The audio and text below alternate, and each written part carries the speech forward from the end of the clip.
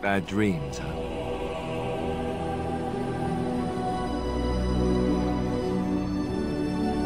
Well, it is real, sort of. You see, part of being a Grey Warden is being able to hear the Darkspawn. That's what your dream was, hearing them. The Archdemon, it talks to the Horde, and we feel it just as they do. That's why we know this is really a blight. I don't know if it's really a dragon, but it sure looks like one. But yes, that's the Archdemon. It takes a bit, but eventually you can block the dreams out. Some of the older Grey Wardens say they can understand the Archdemon a bit, but I sure can't. Anyhow, when I heard you thrashing around, I thought I should tell you. It was scary at first for me, too. I screamed like a little girl. Duncan said he thought I had someone in my room. Not embarrassing at all.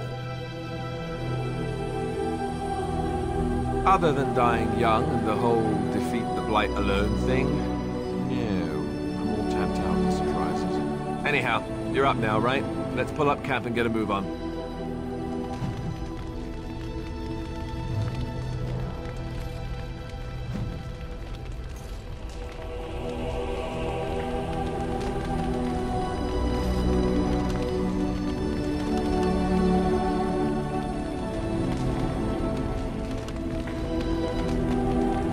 What do you need?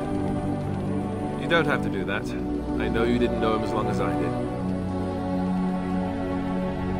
I should have handled it better. Duncan warned me right from the beginning this could happen. Any of us could die in battle. I shouldn't have lost it, not with so much as riding on us, not with the Blight and everything. I'm sorry.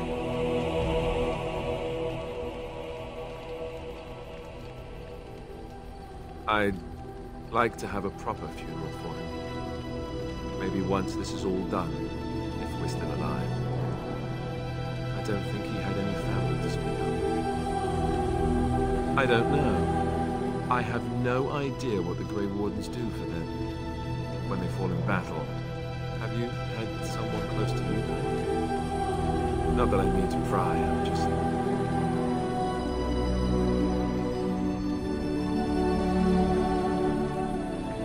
That must have felt a lot like when I got sent to the Chantry.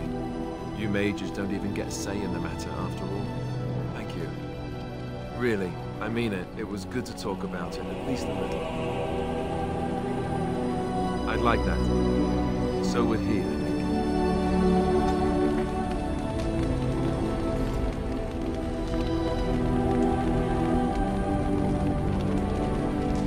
Yes? Well, here I am. Quiet. It was a life suited for contemplation.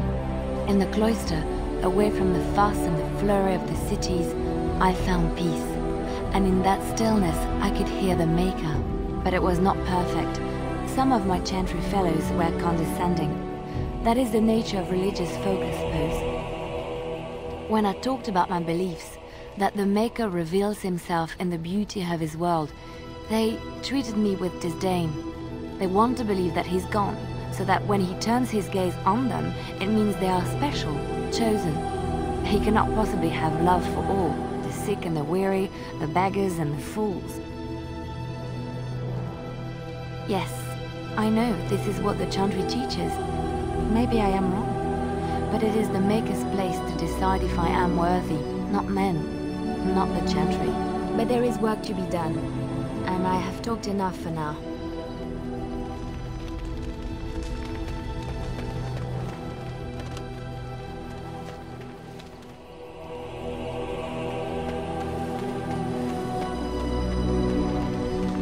What do you wish of me?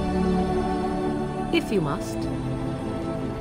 My mother has been hunted from time to time, yes, by Templar fools like Alistair, which should tell you how successful they generally were.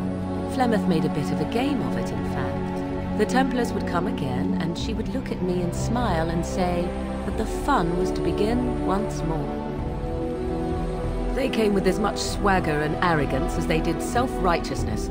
Pity them if you wish, for they held none for us. Flemeth would warn them once. 'Twas a warning they inevitably failed to heed. And then the true game began.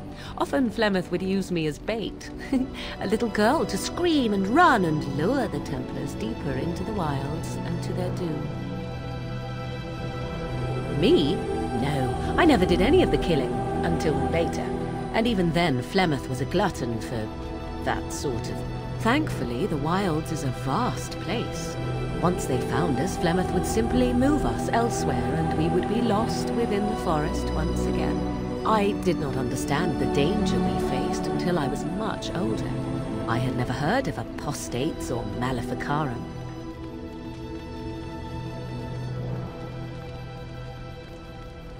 I think that my mother made it fun so that a child did not learn to fear.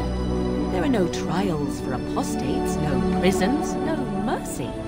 There are only absolutes, so only survival matters. If the wilds have taught me anything, 'tis this. First, you must survive. Do you disagree?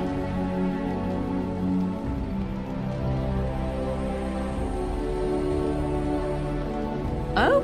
I would ask what exactly, but I'm certain that would be a lengthy conversation, and suddenly I grow very weary. Enough of this talk, let us...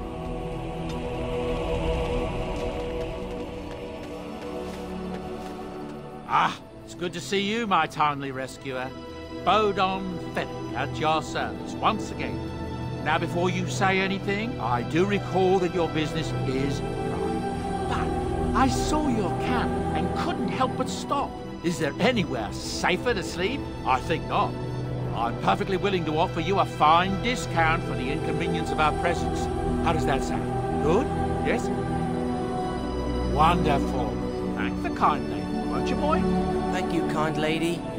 We won't be a bother to you and your companions, I assure you. Hello. The boy's a bit simple, but he's rather good with enchantments. One of those tranquil fellas, actually. Enchantment! If there's anything I can do for you, I'm sure you'll...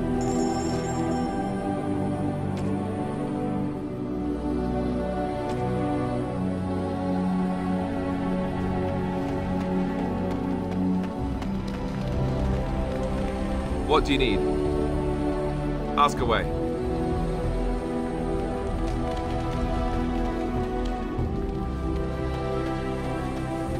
You and your friends are formidable folk, and...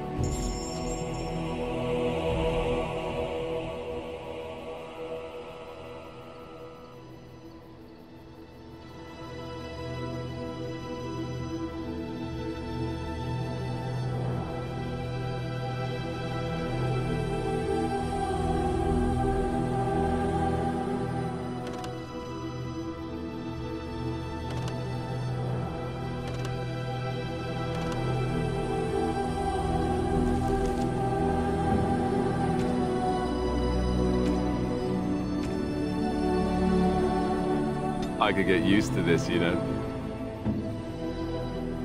I am grateful. That's a wonderful... I am impressed. I could get used to this, you know.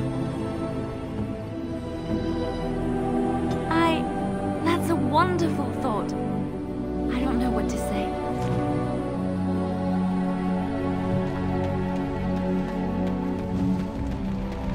Something on your mind? Not unless they were asking me for a favor. Well, there was that one time in Denerim, but those women weren't. Not like you. Why?